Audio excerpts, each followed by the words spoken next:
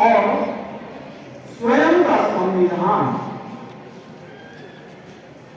15 अगस्त 1947 को हमें स्वतंत्रता मिली। हमारे राजनेताओं ने अपने रक्त की अंतिम बूंद तक स्वतंत्रता की भरपेटी पर अर्पित कर दी। मुंशी प्रेमचंद सोहे वतन की एक कहानी में दुनिया का सबसे अनमोल रत्न नामक कहानी में कहते हैं कि अपने वतन की रक्षा में प्राण न्यौछावर करने वाले शहीद के रक्त की अंतिम बूंद से अधिक मूल्यवान इस सृष्टि में कोई चीज नहीं। हमारे रणबांकुरों ने अपने प्राण न्यौछावर किए, तब जाकर हमें स्वतंत्रता का यह सुअवसर देखने को प्राप्त हो रहा है। हम अपने आप को गर्व से कहते हैं हम स्वतंत्र हैं, लेकिन जब स्वतंत्रता पूरी हुई 26 जनवरी सन 1950 को, जब हमारा स्वयं का संविधान लागू हुआ, अनेक लोग उसमें थे जिनका योगदान रहा। उसमें डॉक्टर साहब जी थे, बाबा अम्बेडकर जी, हमारे प्रथम राष्ट्रपति डॉक्टर राजेंद्र प्रसाद जी, कन्हैयालाल माणिकलाल मुंशी जी, इन लोगों का योगदान भुलाया नहीं जा सकता। किसी एक व्यक्ति की देन हमारा यह संविधान नहीं है। एक संविधान सभा निर्मित की गई थी और उस संविधान सभा के प्रत्येक सदस्य का योगदान रहा, जिसके कारण विश्व का सबसे बड़ा लिखित संविधान निर्मित हुआ। और हम एक गणतांत्रिक लोकतांत्रिक राज्य गणराज्य के रूप में संपूर्ण विश्व में अपना परचम लहराने में सफल हो सके, समर्थ हो सके। जिन ज्ञात और अज्ञात मनीषियों, महापुरुषों और शहीदों ने इस दिन के लिए अपना योगदान किया, अपने प्राण उत्सर्ग किए या रंच मात्र भी सहयोग प्रदान किया, उन सबके प्रति आज के इस दिवस पर अपनी श्रद्धापूर्ण सादर प्रणाम अर्पित करता हुआ मैं जिस कार्य के लिए मुझे यहाँ आमंत्रित किया गया वह करने जा रहा हूँ। एक चीज और, हमारे राष्ट्र की अस्मिता, हमारे सनातन धर्म की आस्था, हमारी मर्यादा का मानदंड अभी तक अपने वास्तविक स्थान पर नहीं था।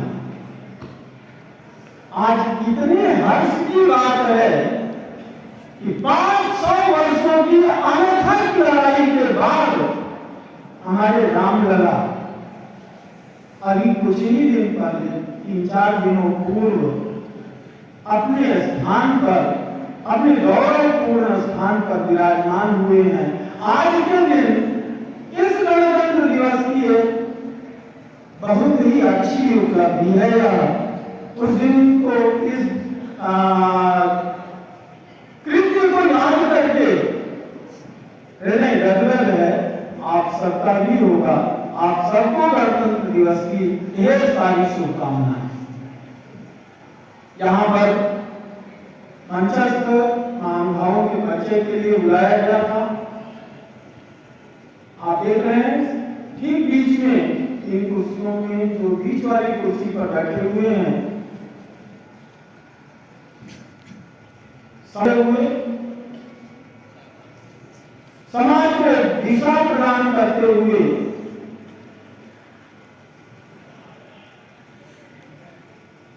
आदरणीय डॉक्टर जेपी सिंह जी को दिखाने जैसा होगा, क्योंकि आप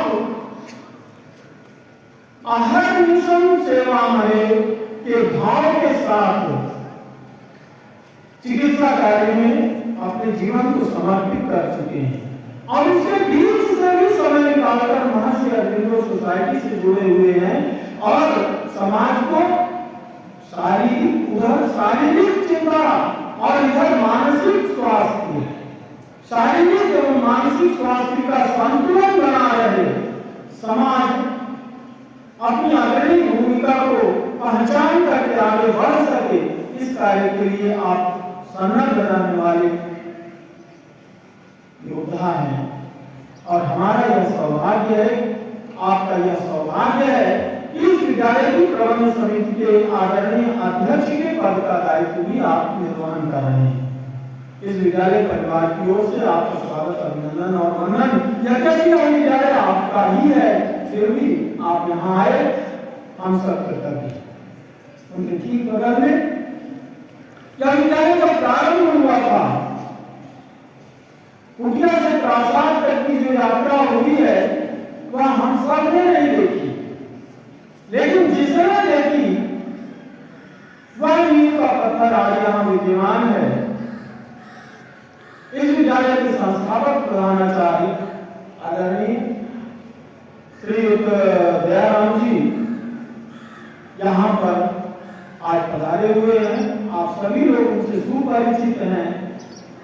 आपने अनेक पदों का निर्माण किया, अनेक किया, संभाग निरीक्षक के रूप में कार्य किया और अवकाश प्राप्त होने के बाद हमारे विद्यालय के प्रबंध समिति के आदरणीय प्रबंधक के रूप में अपने दायित्वों का विद्यालय परिवार की ओर से स्वागत एवं अभिनंदन। इधर आगे श्रीमान सत्येंद्र जी के ठीक बगल में इस महानगर में कौन नहीं जानता है, गाजीपुर में सभी आपके नाम से और आपके कार्य से सुपरिचित हैं। आदरणीय डॉक्टर प्रमोद उपाध्याय जी इस विद्यालय की प्रबंध समिति की जो साधारण सभा है, जो इस विद्यालय को एक दिशा प्रदान करती है, नेतृत्व प्रदान करती है, उसके माननीय सदस्य भी हैं और पूरे गाजीपुर क्षेत्र में कहीं पर भी कोई अस्वस्थ न रहने पाए, इस बात की अहर्निश चिंता करते रहते हैं।